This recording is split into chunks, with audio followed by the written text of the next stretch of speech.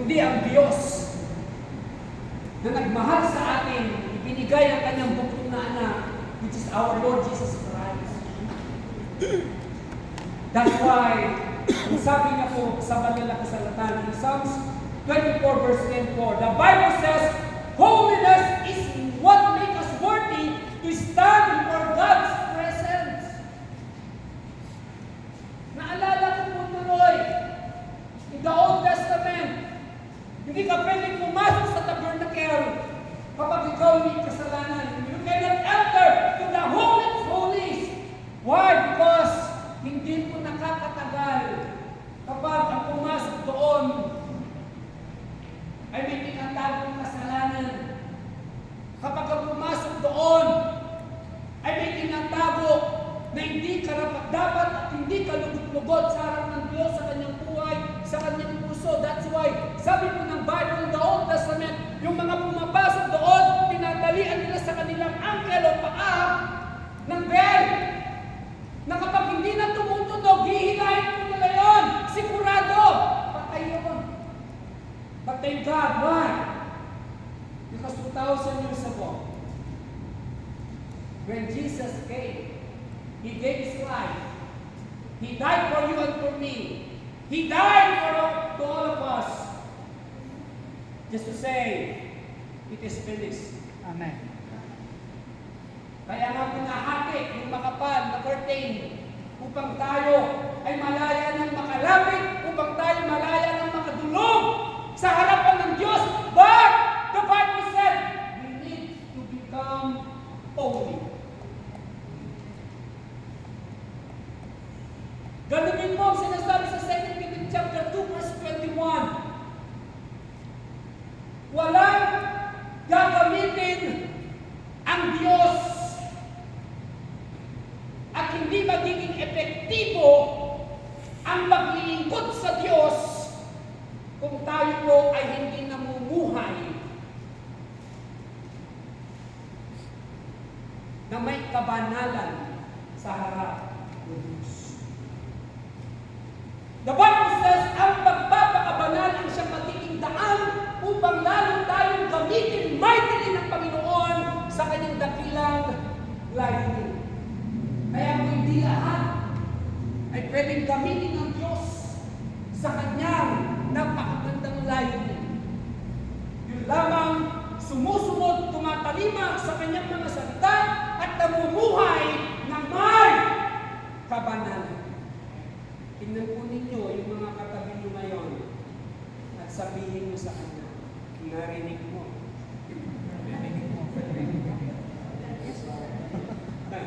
Sabihin niyo po sa katabi nyo, na-gets mo.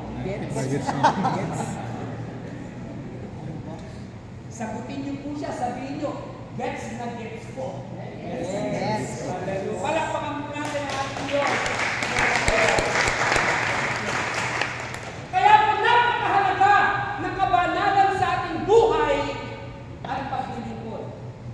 Why? Because it is the key to experiencing God's power in our lives. Kung hindi po tayo nabubuhay na may kabanalan sa ating buhay at paglilingkod, sigurado we will never experience God's power in our lives. Without it, there will be no anointing. Pwede mag-manifest yung anointing, amoy. Lalo na kapag di ka nalilito, tinaas mo dalawang kamay mo para amoy. Anointing yun. Lalo na kapag hindi ka nabubuhay na may kabanalan sa harap ng Diyos, sigurado, mama-anointing ka. And the Bible said, without it, there will be no anointing. Without it, our life and ministry is powerless, no matter how good and intelligent we are. Kahit napakagaling po natin magturo, kahit we are always on fire, pero kung hindi naman po tayo namubuhay ng may kabanalan, yung apoy na yan, hanggang dyan lang. Kahit pasigaw-sigaw tayo rito ng fire, fire, fire! without holiness, hanggang dyan yan. Hanggang dyan lang yan. Kahit napakagaling natin, without this attitude, character, become holy in the sight of God, will become powerless. Kaya kung napakahalaga ng kabanalan sa ating buhay at paglilingkod. I remember one of the character in the Bible in Judges chapter 16. He was given supernatural strength by God. He was set apart by God to fulfill a task of delivering the people of Israel. Yet because he was not careful and watchful, disaster came upon him. Sino po itong tinutukoy ko ito? Sa kulang pinakamalakas na tao sa Bible na hindi pinuputol ang kanyang buhok. Samson. Pero sa panahon po natin ngayon, may mga tao na rin, mga lalaki na rin nagpapahaba ng buhok, pero wala pong power yun. Alright? Because Samson was not careful and watchful, that's why disaster came upon him.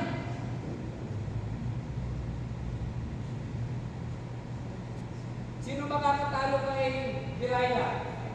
Tiger. Ano mo ba? Sino makakatalo kay Tiger? Samson. Sino po makakatalo kay Samson? Yun! Kaya napakarami pa men and women who were mightily used by the Lord in the past, but now wala na po sila sa ministry. Men and women who were once on fire kay Lord, but because of this preaching, gold, girl, and glory. Ito po madalas na ginagamit ng kaaway upang bumagsak ang lingkod ng Diyos. That's why Samson did not watch food. That's why ginamit ng kaaway Delilah. Babae. Huwag niyo kung tingnan yung mga babae sa likod. Huwag niyo tingnan yung katabi ng babae. Hindi po sila yan. Right.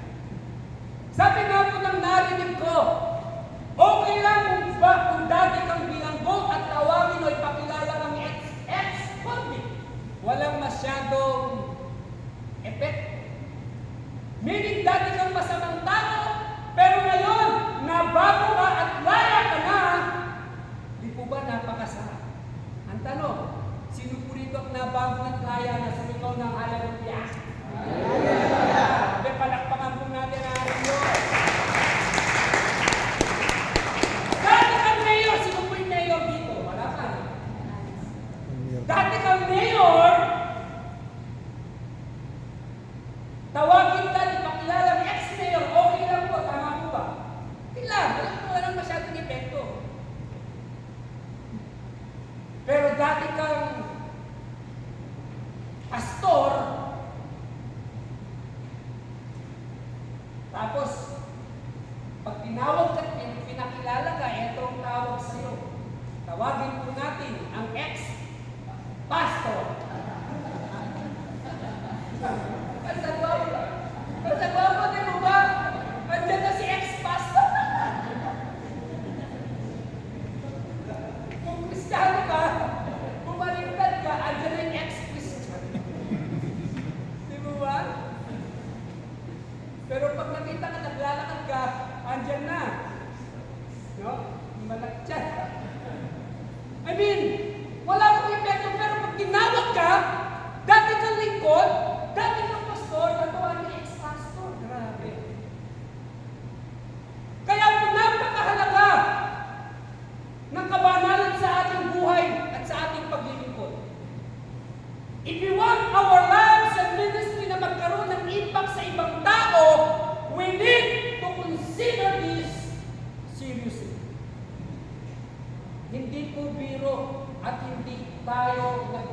at lalo tigit, ang Diyos po ay hindi nagbibiro sa pagkatawag sa iyo, sa pagkatawag sa atin, sa pagkatawag sa atin bilang kanyang mga lingkod. Amen po ba? Amen. Palakpakan po natin ang ating Diyos.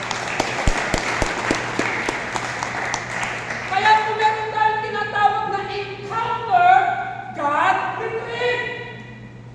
At syempre, meron din tayong re-encounter retreat, which is RER, ang ginagawa niyo po ngayon. Why? Para mapanatili natin ang kabanalan at spiritual victory sa ating buhay.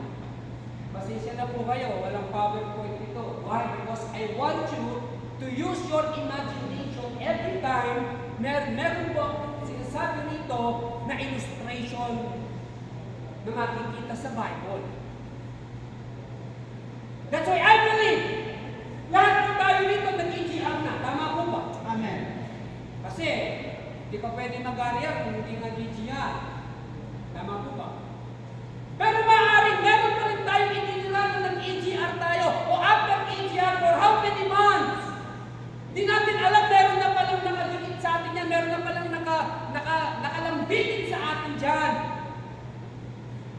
That's why hindi po aksidente na kayo narinig ngayon sa arena. Why? Because we are not, siguro noon po we are not ready yet na i-deal ang mga ito. But tonight, I want to encourage you this very good time for us to completely deal these things and be totally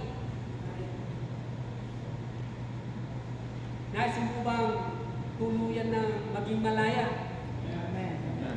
Tingnan mo yung katabi ko. Tingnan niyo sa mata at sabihin mo, nais kong maging tunay na malaya. Amen. Hallelujah. Parang ganito po, nasa airport tayo, ano? Siyempre, nakaupo kayo, bago pumasok sa airport, ba? I-check lahat. Kasi ganyan po eh. Aalisin ang belt, aalisin ang sapatos, medyas, aalisin lahat. Why? Because dadaan ka sa tinatawag na metal detector. Amen. At kapag dumaan ka doon, tumunog yan, abay! Babalik ka. Amen. May inalis ka naman, papasok, tumunog yan, Hindi po ba? Ganyan din sa oras na to, mga kapatid. Bakit meron metal detector sa airport? Para maiwasan ang tinatawag na hijack. Pero sa oras po ito, hindi ko po sinasabing mga hijack tayo dito. Pero minsan tumutunog na, hindi pa natin pinapansin. Hallelujah. Maybe ngayong nakaupo ka dyan, tumutunog na, dead na ka ba? Hallelujah. Kapatid, you are in the right place, you are in the right time. Amen. Kaya wag mo nang deadmahin kapag tumutunog yung alarm na yan. Why? Bakit? Because sa buhay natin, mga kapatid, meron pang tumutunog dyan. At kapag tumutunog na yan, wag po natin ipasa walang bahala. Opo. Do not ignore. Why? Kapag in-ignore mo yan, hindi ka makakasakay ng aeroplano at hindi ka makakarating sa destination mo. Amen. I-hold ka. Amen. Pipigilan ka. Ganyan ang pwedeng mangyari sa atin. Hallelujah. Kaya kapag tumutunog yan, kapag isuko mo na kay Lord yan. Amen. Kapag tumutunog yan, ikibang mo na kay Lord yan. Nang sa gayon, lalo pa tayong gamitin ng Diyos effectively, mightily, Amen. Amen. powerfully. Hallelujah. That's why ito yung sinasabing tunay na malaya na merong fire! Hallelujah. I hope nagliliyab na po sa labas itong old sanctuary na because of you. That's why in your life, there are some that are alarming. In other words, You are not yet totally very bad.